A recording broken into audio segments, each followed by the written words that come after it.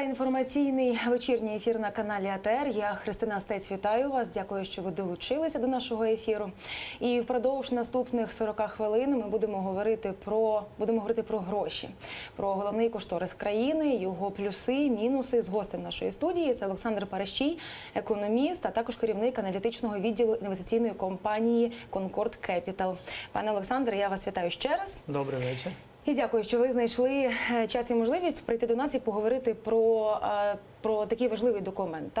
Але я хочу, власне, розпочати не стільки безпосередньо з вашого профілю та економіки, а загалом з вашого враження.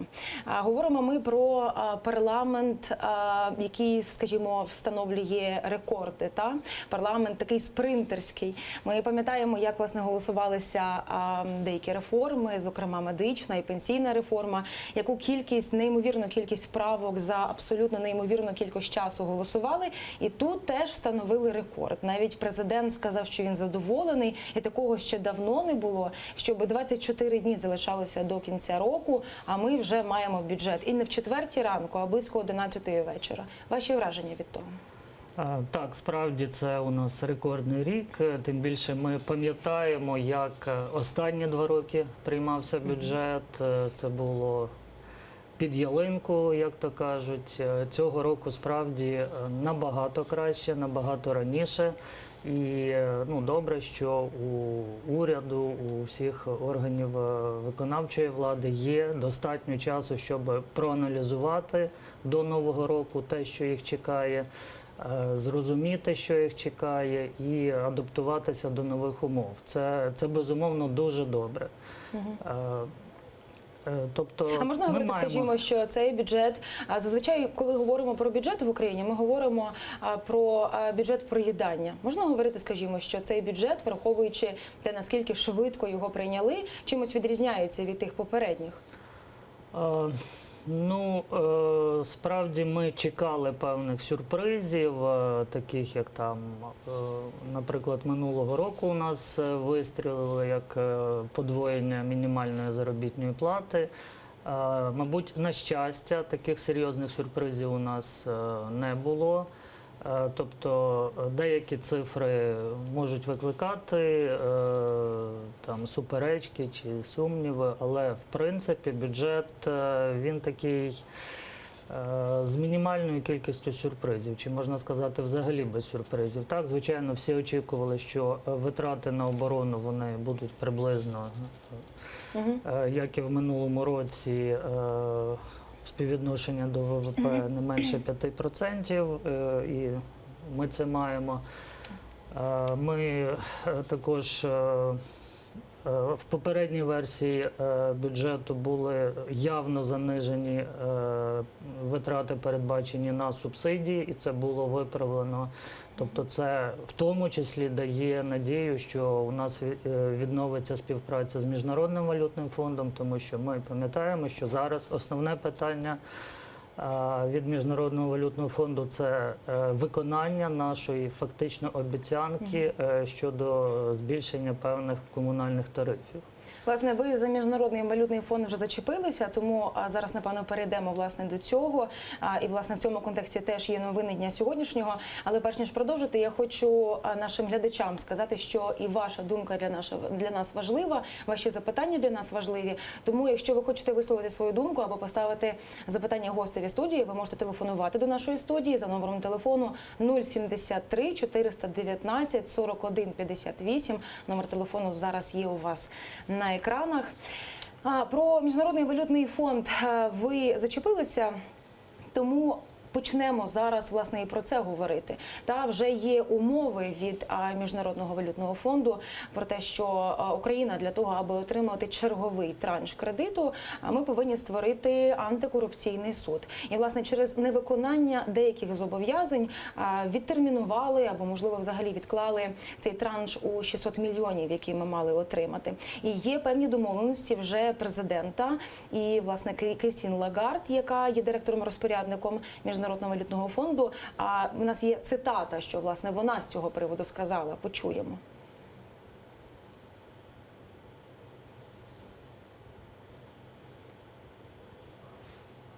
Ми погодилися з тим, що негайне створення антикорупційного суду є важливим доповненням. У зв'язку з цим я підтримала порядок денний президента про подання законопроекту в парламенті в найближчі дні, відповідно до рекомендацій Венеціанської комісії та попередніми угодами в рамках підтримуваної МВФ програми. Важливо, щоб всі члени парламенту об'єдналися заради законопроекту і схвалили його в першочерговому порядку.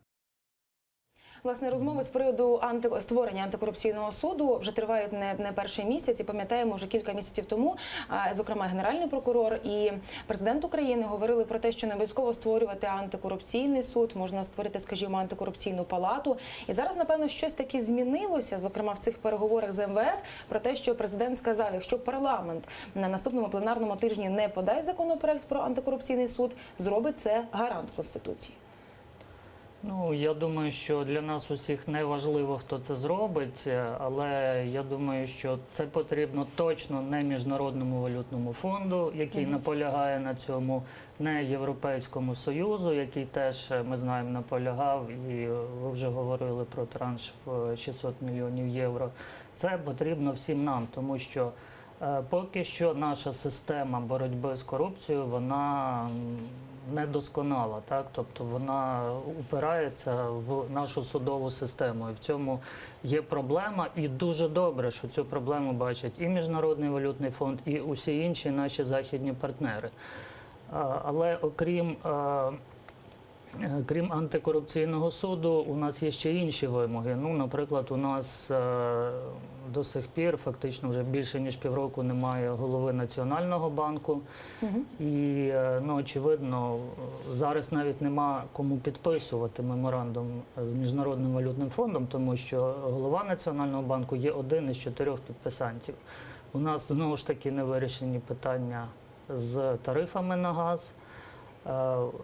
У нас, на щастя, вже є бюджет, і бюджет, який відповідає вимогам МВФ. Ми пам'ятаємо, що основна вимога МВФ до цього бюджету 2018 року була, що його дефіцит має бути не більше, ніж 2,5% від ВВП. Тобто ми хоч і збільшили дефіцит порівняно з першим читанням, але все-таки вийшли саме на той показник 2,5%. І це, в принципі, знову ж таки вселяє певну надію.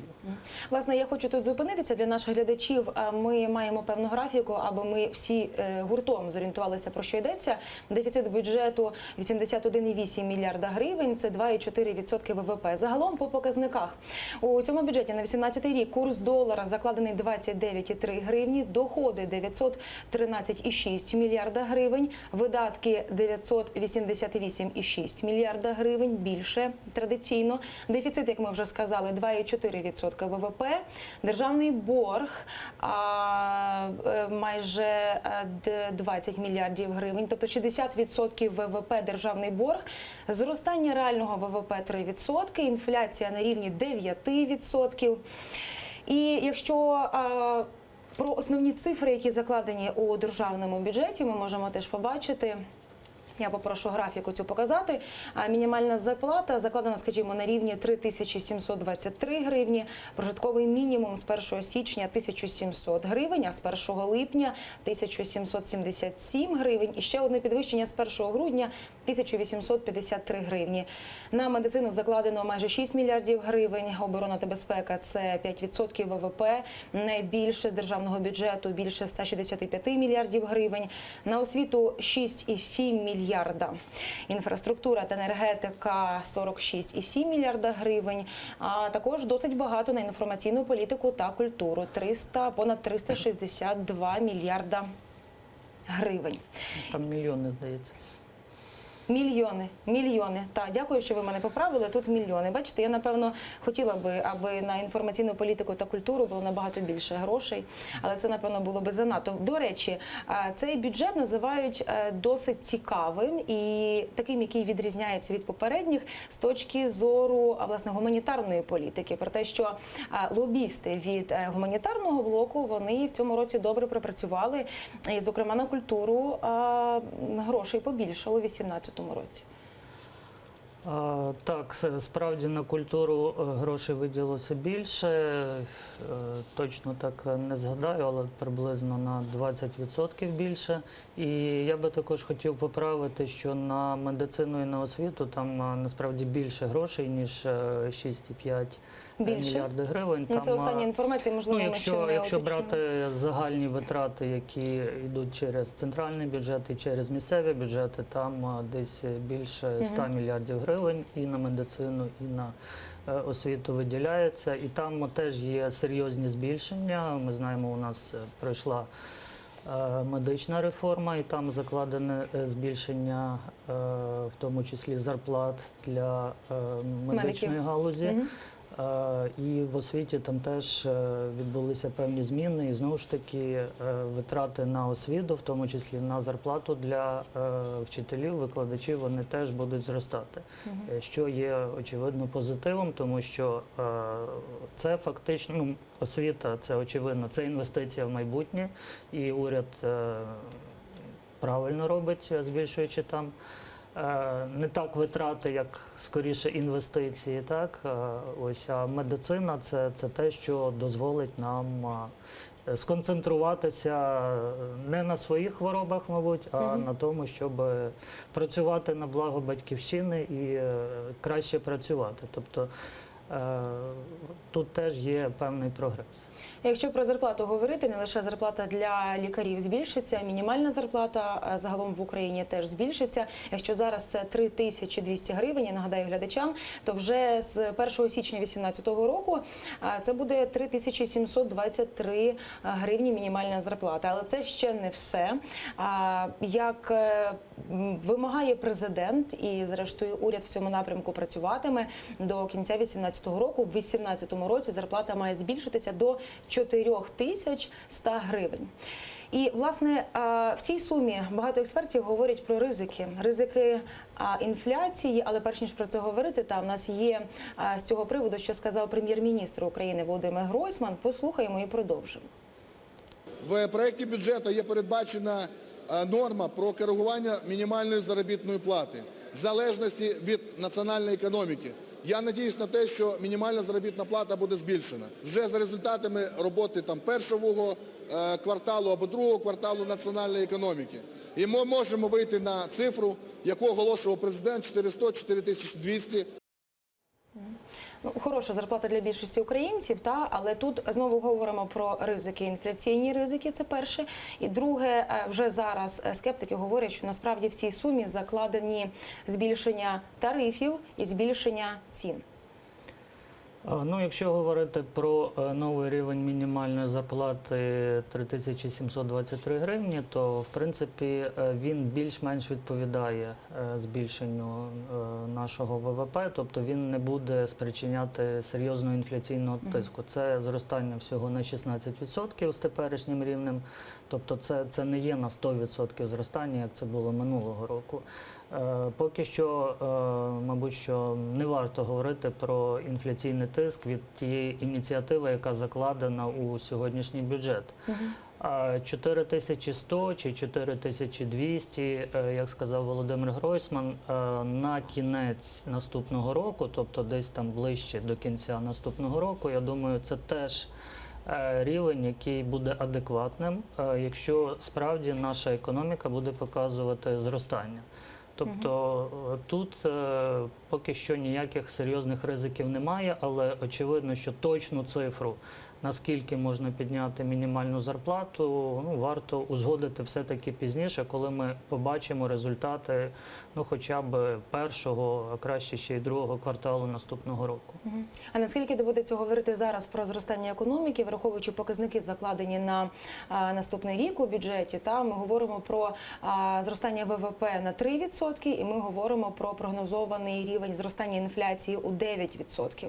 І насправді скептики говорять, що це абсолютно не є зростання. Тим більше, якщо ці цифри з приводу зростання ВВП порівняти з тими цифрами, які у найближчих наших сусідів.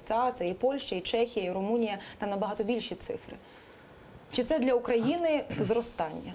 Звичайно, 3% більше нуля, то це очевидно зростання. А тут я з Але вами погоджуюсь. ви правильно кажете, потрібно порівнювати цифри по регіону.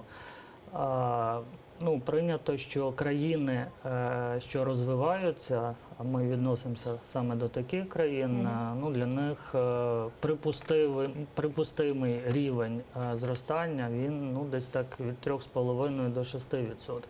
Тобто це той рівень зростання, який дозволяє економіці розраховувати на те, що вона буде розвиватися швидшими темпами, ніж розвинені економіки, так і наздоганяти ці економіки. Бо поки що ми в статусі відсталої економіки, і нам потрібно рухатися швидшими темпами, ніж ну, Німеччина, чи Франція, чи Сполучені Штати. Нам потрібно їх наздоганяти, а це означає, що ми повинні зростати ну, краще 5, 6, 10%.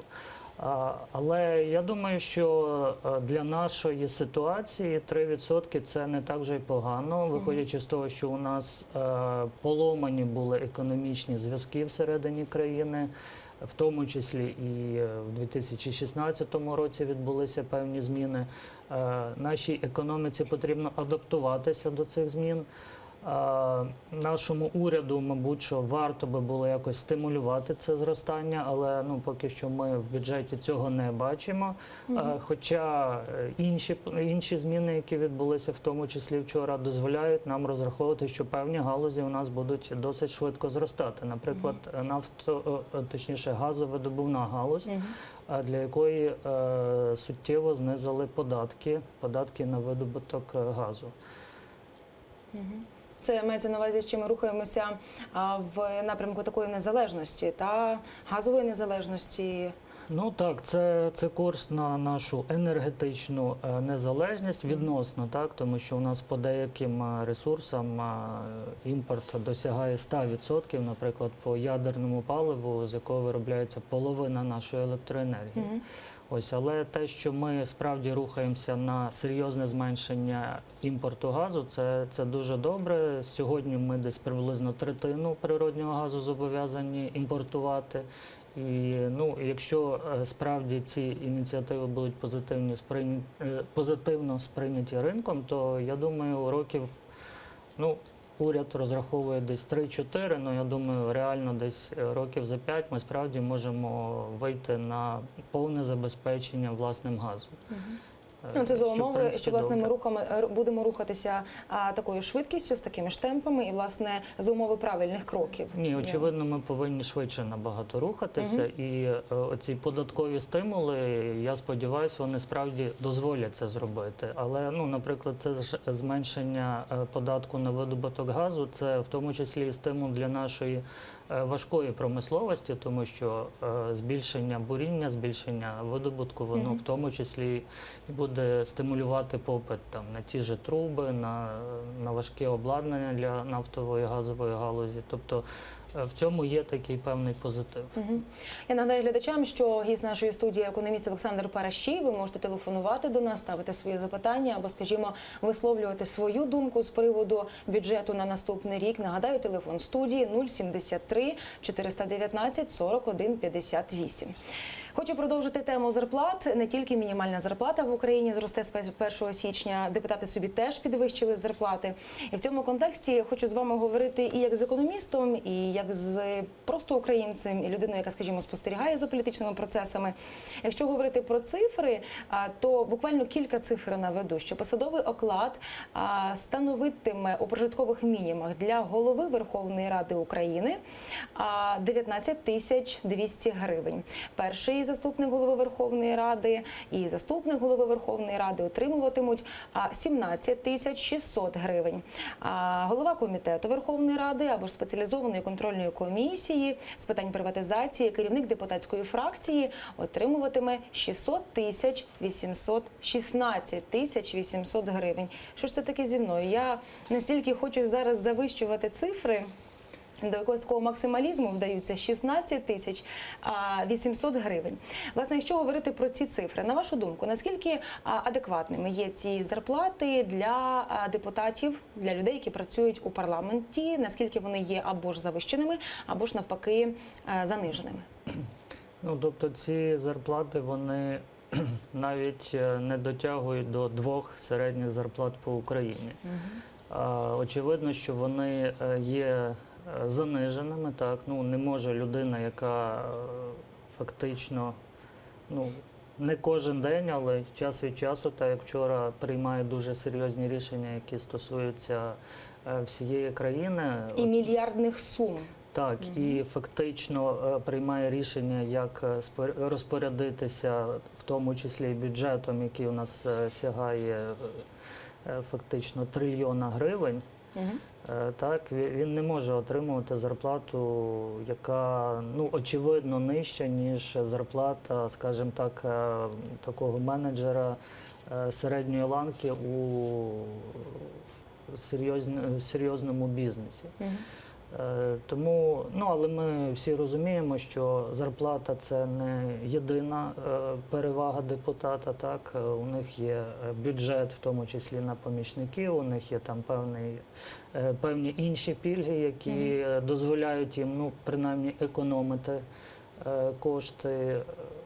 Ну і зрештою для багатьох депутатів зарплата, яку вони отримують від свого депутатства, вона не є я для думаю, так, що на більшість проживання. депутатів просто навіть не знають рівень своєї А зарплати. якою, на вашу думку, мала би бути зарплата у народного депутата для того, аби в нас не було недовіри і не було сумнівів з приводу того, що ця людина, розпоряджаючись бюджетними грошима, коли ми говоримо про мільярди, вона зробить все на совість? Якщо враховувати, можливо, скажімо, досвід інших країн, та аби, як то кажуть, депутат жив на зарплату і йому вистачало цієї зарплати.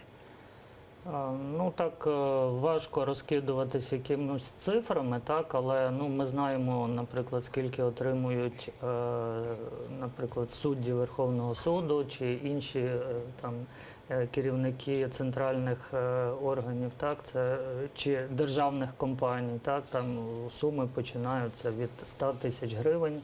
І, ну, я думаю, що десь в таких межах мала би бути і зарплата народного депутата.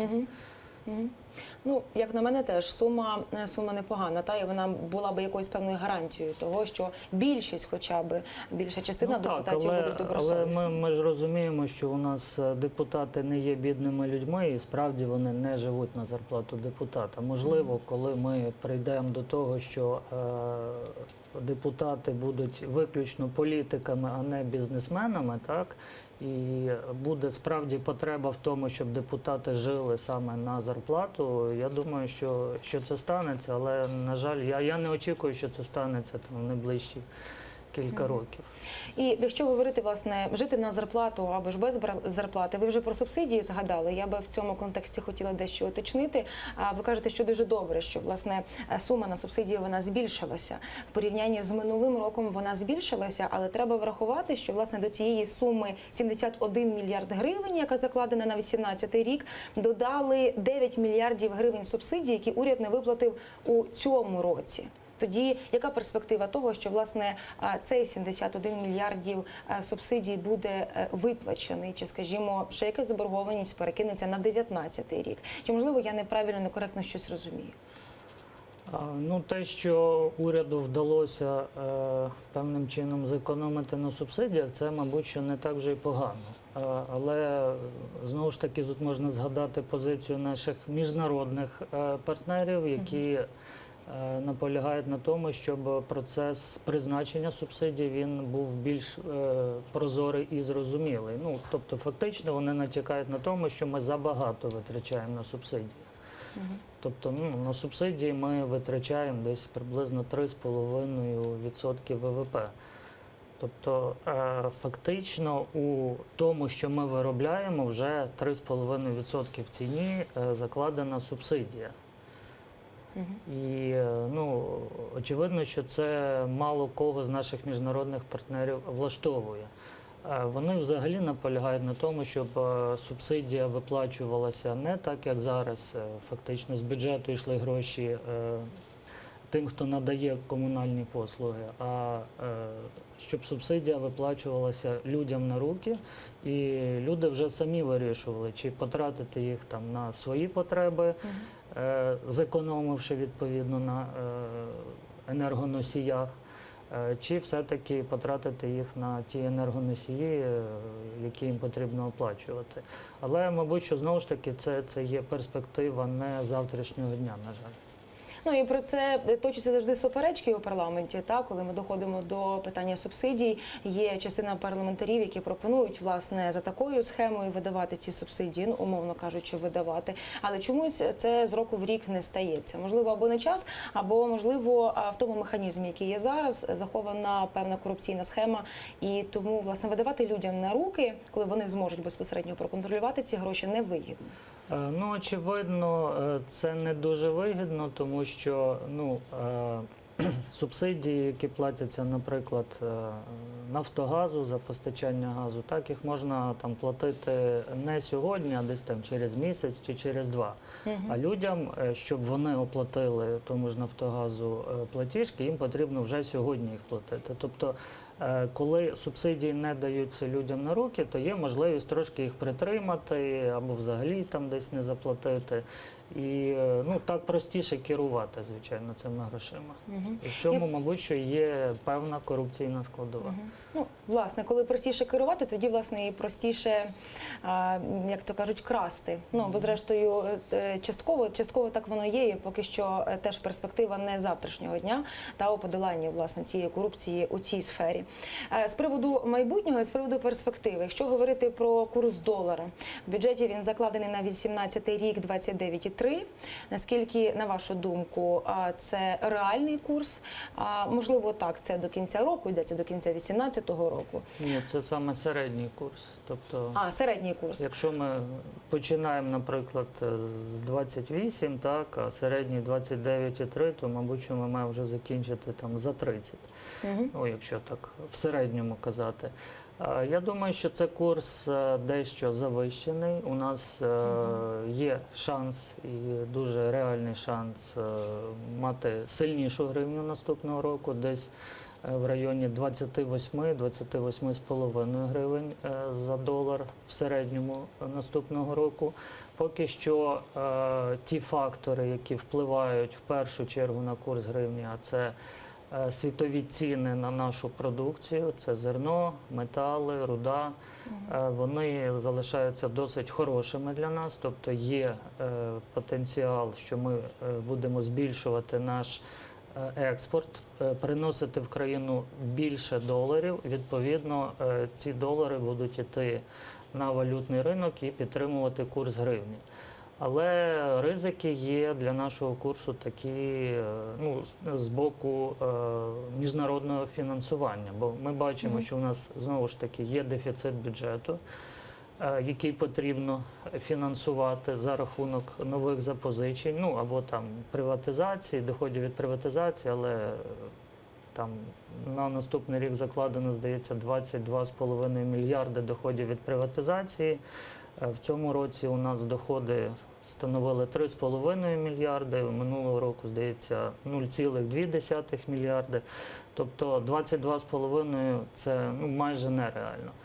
Але, напевно, кожного року власне ця стаття «Доходи від приватизації» закладається на дуже високому рівні і, зрештою, виходить на набагато… Останні 4 роки, так, вона просто фантастично виглядає. Так от, нам потрібно фінансувати дефіцит бюджету, нам потрібно залучати борги, нам потрібно наступного року виплачувати Міжнародному валютному фонду близько 2 мільярдів гривень доларів. І, відповідно, нам потрібно бачите, ви применшуєте цифри. Я перебільшую, ви применшуєте, бачите? Так, і, відповідно, нам потрібна буде валюта для того, щоб розраховуватися за боргами. І якщо Міжнародний валютний фонд наступного року не буде нас підтримувати, у нас можуть бути проблеми з наявністю доларів для того, щоб ми могли розрахуватися. Відповідно, уряду доведеться ці долари купувати і, відповідно, створювати попит на ці долари, що може спричинити девальвацію. Більш того, якщо, будемо сподіватися, що все буде добре, але якщо не буде продовження програми з МВФ, нам ніхто, ні Європейський Союз, ні інші кредитори грошей наступного року не дадуть. Тобто оті заяви про те, що Європейський Союз готовий нам дати там чи то 1,8 чи до 2 мільярдів євро, можливо, навіть наступного року, це все буде неможливо, якщо не буде програми МВФ. І я більш ніж впевнена, що більшість глядачів, які зараз нас чують, чуючи те, що ви кажете, вони говорять принаймні приблизно таке. Ну, я кожного разу це чую. Скільки можна вже брати цих кредитів, а хто їх буде віддавати, а їх будуть віддавати наші діти, а їх будуть віддавати наші внуки. Невже нам стільки треба далі брати і красти? Плюс-мінус пряма мова була. Я би хотіла, аби ви, як досвідчений економіст, знову ж таки, такою простою мовою пояснили, чи справді нам потрібні ці кредити від МВФ і інші кредити, чи справді настільки патова є ситуація, чи справді нам треба боятися про те, що треба буде віддавати моїм, скажімо, дітям, чи моїм ще внукам, чи насправді все не зовсім є так? Ну, дивіться, у нас наступного року буде дефіцит бюджету, тобто близько 80 мільярдів гривень наша держава, наш уряд перевитратить, так? Тобто він отримає на 80 мільярдів гривень менше, ніж потратить. Відповідно, ці 80 мільярдів гривень потрібно десь знайти. Як я вже сказав, один з варіантів – це приватизація, але в найкращому випадку це буде 22,5, як планує уряд. Де нам ще 60 взяти? Відповідно, нам потрібно їх десь позичити. Ми можемо, звичайно, надрукувати, але ми знаємо, що таким ми займалися років 20 тому. Але це означає зразу інфляція і це навіть ще гірше. Щодо кредитів, наприклад, наша економіка росте десь приблизно, якщо ми, наприклад, в доларах навіть візьмемо, приблизно на 10% на рік. Тобто це те реальне зростання 3%, про яке ми говорили, і плюс певна інфляція. Так? Тобто десь приблизно на 10%. Тобто якщо на сьогодні, наприклад, співвідношення нашого боргу до ВВП 65 приблизно відсотків, так? То якщо ми зростемо на 10%, а борг зросте, нехай на 3%, то у нас співвідношення боргу до ВВП зменшиться. Тобто, якщо ми будемо рости швидшими темпами, ніж ми добираємо борг, то нам буде тільки краще. Тобто наше навантаження на ВВП буде зменшуватися. І борги є у всіх країнах, навіть у таких благополучних, як Сполучені Штати Америки. Тобто це нормально, коли за допомогою боргів фінансують певні програми, дефіцити і так далі. Але головне нам зростати. Якщо ми зупинимо зростання, наше боргове навантаження буде для нас непосильне. Але якщо наш уряд розраховує, що ми будемо рости наступного року 3% в реальному виразі, а якщо говорити в гривні чи в доларі, то це буде 10-15%, то насправді боргове навантаження на кожну вироблену продукцію у нас буде зменшуватися. Головне, щоб, звичайно, ці гроші, які ми зичимо, вони правильно витрачалися. Тому я погоджуюся з вами і зі всіма, хто говорить про те, що гроші не можна красти. І, власне, ви говорите про те, як скорочувати дефіцит бюджету. Ви згадали про один як з варіантів і як шляхів – це, власне, приватизація. І є ще... Це не скорочення, це фінансування. Фінансування, він завжди є. Ми його маємо просто закрити цю дірку. Зменшення. Тобто, чим цей, власне, дефіцит бюджету менше, і, наскільки я розумію, тим краще. Звичайно, що не може бути нуль. Але один з варіантів... Може бути навіть від'ємний дефіцит. Є такі випадки. Один з варіантів – це, власне, приватизація. І ще один варіант, це який я для себе помітила, це депутати внесли зміни до Податкового кодексу, і вже з наступного року акциз на тютюнові вироби зросте. Тобто, загалом ми говоримо про зростання на 30%. На вашу думку, наскільки це покращить ситуацію? І, можливо, які ще ви для себе побачили шляхи наповнення державного бюджету, до яких вдалися депутати, власне, в цьому році, і ви бачите, що вони дієві? Збільшення акцизів на тютюн, на алкоголь, на паливо, це завжди дуже добре працює, тому що зі збільшенням цін, як правило, попит на ці товари не сильно зменшується. Відповідно, наскільки ти збільшив акцизи, настільки фактично ти можеш розраховувати на збільшення доходів. Це добре працює у всіх країнах і насправді це дуже правильна політика. Тютюнові компанії, як ми знаємо, ніколи не протестують, на відміну від представників інших галузей, тому що фактично вони у всьому світі є основними донорами для бюджету. В деяких африканських країнах вони взагалі є основними донорами бюджету. І вони до цього звикли, вони не проти, тому це дуже хороший шлях закриття будь-яких дір. Але оце зростання, воно знову ж таки вже враховано в наших доходах, і тим не менше дефіцит у нас все одно залишається. Дефіцит – це те, що ми все-таки недоотримуємо. І цей дефіцит в будь-якому випадку потрібно закривати. Добре, що він у нас зменшується, тому що кілька років тому він у нас перевищував 5%, зараз 2,5%, так? Але і добре, що зараз він фактично менший, ніж той темп зростання, який у нас є в економіці. Тобто, я так розумію, якби ви були депутатом Верховної Ради цього скликання і вчора були б ви у парламенті, то ви б за цей документ бюджету на 2018 рік ви б проголосували? Мабуть, що так. Насправді, які альтернативи? Так, бюджет потрібно приймати і потрібно розуміти, що бюджет – це завжди компроміс. Так? Тобто, він ніколи не може бути ідеальним.